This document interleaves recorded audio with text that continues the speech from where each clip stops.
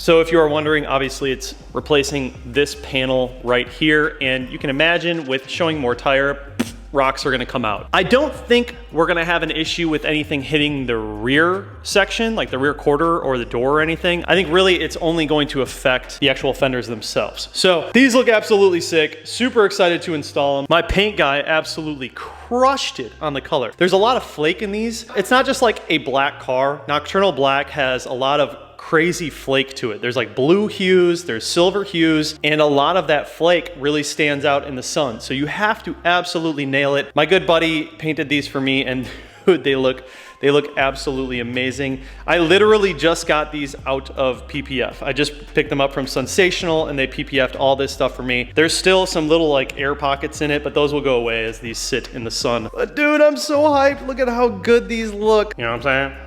Like that. Dude, they're gonna look so sick. They're gonna look so good. So basically the way to do this, the way to replace these fenders is pretty easy. Got some push pins here. We're taking off this whole cowl. And then once we remove this, which is literally just these plastic pins that we pop off, you're gonna have some 10mm bolts. We are gonna have to jack the car up. I'm probably just gonna take this wheel off. It's gonna be easier because we do have to take out the fender well. And then when you open the door, there's a couple of bolts in here as well. And then we'll also need to drop the side skirt extension, which is really just one bolt. I should be able to get away with just undoing this one, and then we'll pop this out. This is just in by little plastic rivets. There's a plastic piece under here. Unfortunately, I don't think I'm gonna be able to run the TLG mud flaps. I might be able to cut them up and make them work, but I don't think it's gonna happen. That's okay. We'll leave the back ones on. They're doing their job back there. In my opinion, the part that you wanna pay the most attention to is when you are, well, one, lining it up and making sure it's perfect, but also the fender well is gonna have to be cut because the fender well goes all the way around for that fender, but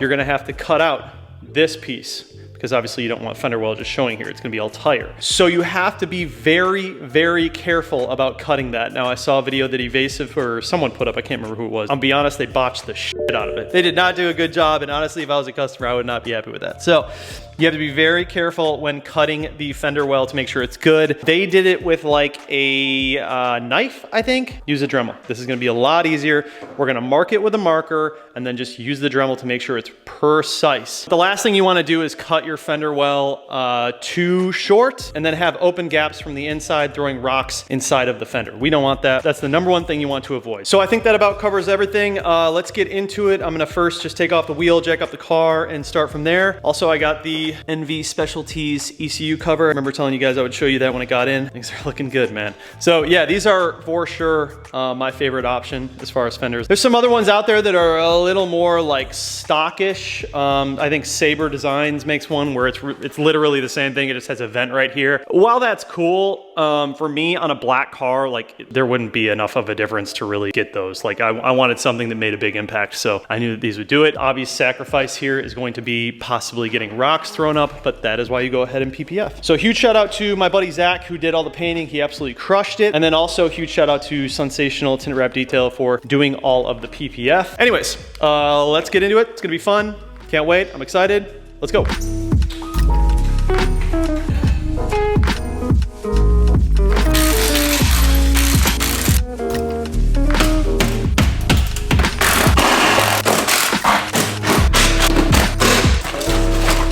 So there's like a million of these little guys. You got 1, 2, 3, 4, 5, 6, 7, 8, 9, 10, 11. 11 8mm and 3 10mm. So the part that we're gonna be cutting is like over here, cutting some of that out. We'll figure that out once we get everything out. The other bolts right there up top, that one down there that you're seeing, like you'll see the clip above it and then you'll see the 10 below it. It's facing the wrong direction. So we're actually gonna be flipping that around so you can access it from this side. And then that one is already facing the way we want it. All right, so I'm gonna get into it. You're gonna have to open the door and everything when you do this too. So let's take out the top first. Just a bunch of pop pins.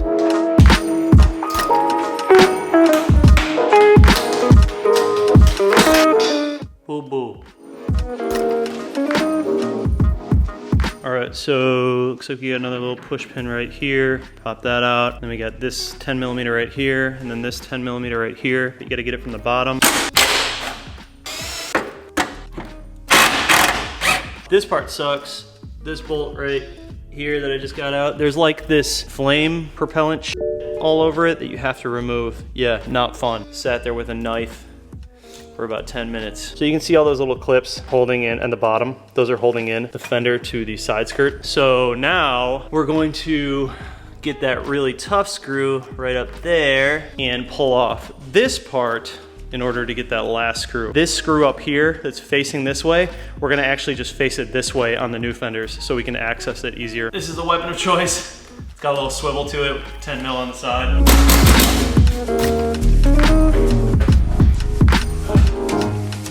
So to explain to you guys that part, what you're doing is, this is laying in there like that, and go in through the inside of the fender, hit each one like that, and push. Go through each one, and then this will come out. You need to remove this in order to get that last 10 mil. That's the last one. You can like hardly even see it. So I think the only way to do it, it's basically sitting like right here, just barely there in the corner. That's what you have to get, that last 10 mil. So I think what I'm gonna do, I think we're gonna use this guy, and we're gonna go in from the top. For obvious reasons, it's gonna be very hard to record.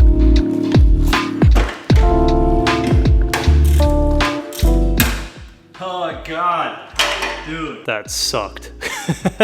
So that's why you flip it around so you can access it from this side. This is the only way I could get to it, and you have that much room to fit it in there. Whew, that was not fun at all. Got it off.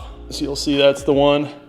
So we're gonna flip that around on the new fender. The other guys who installed these, they said to throw this on like this, like flip it around and put it in. However, you can't do that. It would affect the fitment of it. And I'll show you why. I'm gonna show you how to do it. So if you flip this piece around, it wouldn't make sense because the bolt will still have to somehow connect to this. So what you wanna do is actually take this piece and lose it in your side skirt, because that's freaking tight. Is you want to take this piece, and rather than putting this on the fender, you're going to want to put it on here, and you're going to want to put it like that. And the reason you want to do that is because the bracket on the fender needs to sit on this side. If you put this onto the fender, you'd have to have the bracket on the fender in here, which will 100% affect the fitment. It'll make it too tight. Could have door issues. So yeah, that's not the move. Leave these two ones off, peel it back, start with the one down there in the corner. Now we're cruising, dude. Get those attached, those two in there first, get those two attached, and then you want to adjust the top. So here's the fitment, like right off the jump, really, really good. Super duper slim, tight, good looking fitment. So I'm really happy with that. Like that looks insanely nice. So we have all the inside ones. I left these top ones kind of loose because I'm gonna bring the hood down a little bit and just make sure that things seem to line up okay before I drop it all the way. But yeah, I mean, dude, the fitment is like money. So I'm waiting to do this last one too. I'm gonna do the clip from the inside right here. It looks like they forgot to drill out the hole right here. So I'm gonna have to hold that in and drill through. Other than that, everything looks really good, man. Like the fitment looks freaking solid. This piece in here is kind of a pain in the butt to get in because you don't have a lot of room to work with. So you just have to keep like moving the door open and closing and like finagle it in. But yeah, so the fitment is like, dude, really good. This all looks really good down here. Everything's clipped in. I actually ended up using a new bolt down there for the one that was like all covered in shit. So now we get to do the fun part where I have to cut out the liner. But we got to get it in there and then trace it and then Dremel.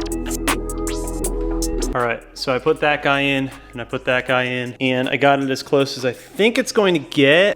It's going to fit better once I cut back here because it's hitting the fender now. So what's gonna happen is I'm going to draw the line above where the fender is, like outside of it, and then I'm going to be cutting right beneath where the line is. And that should set us up to where we need to be.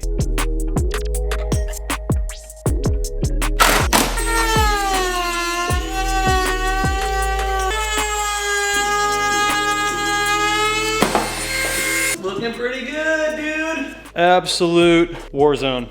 It took a minute, but your boy did it. This is like the only discrepancy. Yeah, I know. Just a little bit short. But man, like you guys will find out if you're doing this modification, you will find out that cutting that part is not easy. Like, and getting it right is not easy. So I was able to get everything to line up really well. Got the push pins back in, I got all the screws back in. It just took a minute. The best way to explain it is you just have to keep taking the liner, putting it on, putting the screws in, moving things around, and then drawing and cutting. I personally think the best way to cut is with a Dremel. It's just more precise. I tried using a knife and I just didn't like the way that it was cutting. It took a minute and I really took my time doing it. But now that I have it finished and just about there, I'm really, really happy with it. The other side is the exact same. I mean, there's really no difference. The only thing is you're juggling the washer reservoir. Just gonna go ahead and knock it out, save you guys the misery of watching that, and then we'll just hop into some cinematics so you guys can see how they look on the car. All said and done, wheels on. 1, 2, 3.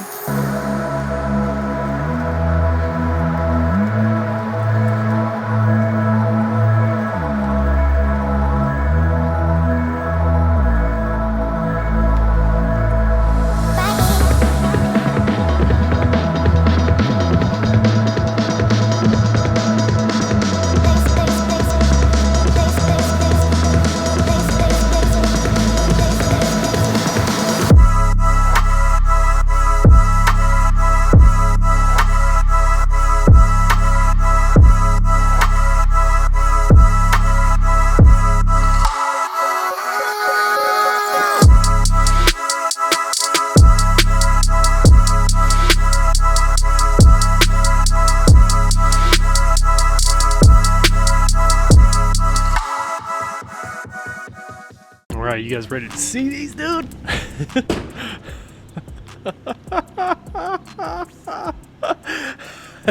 It's like the sickest stock body Supra modification that you can do. Bruh.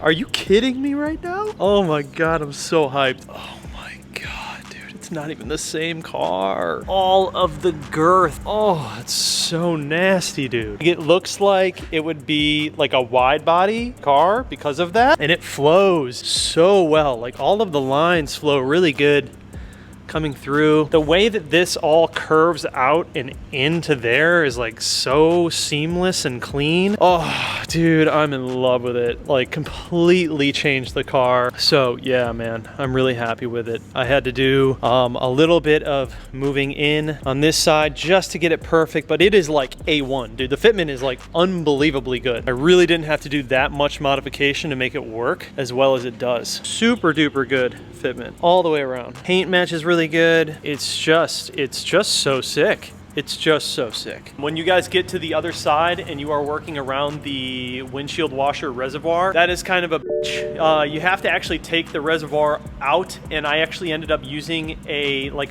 wire, and I hung it because you don't want to take it out completely or else obviously like the fluid's gonna leak everywhere. I was able to like take it out and then I hung it while I was working on those like weird bolts to get at. That was the way to do it. Overall install took, it took a little bit of time because I took it slow. Like personally, obviously I'm filming, so it's like twice as long for everything, but I decided to take it really slow. Like when I did the cutting in the fenders, my cuts are like perfect. And I knew that I wanted to make those cuts really good because I saw in the other person's video that did the only other video that's out on installing these, their cuts were like really bad. And if you have those open gaps in those cuts, you're gonna be letting rocks and water and like soap and just everything from the road is gonna go into there. So I think it's a really good idea to like take your time, just trace and be like conservative with the tracing and maybe even further out and then like slowly cut inwards. I must have put in the fender well in there and taken it off and like recut 4 or 5 times on each side just to make sure it was like perfect. But we got it, dude. I'm really stoked with it. I think it looks really good. I just feel like with a black car, like these are the only option. The other ones,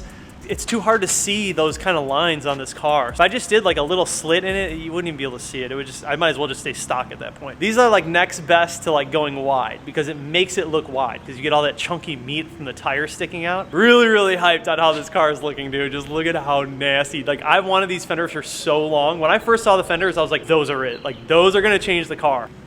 It turned out so good. Anyways, I'm gonna have the product linked down below. Huge shout out to Keys Motorsports for sending me these EVS fenders. If you guys want a set, click that link. Go ahead and buy yourself a set. If you have a Supra, dude, get these. Make sure you get someone who does really, really good paint work and does really, really good PPF work.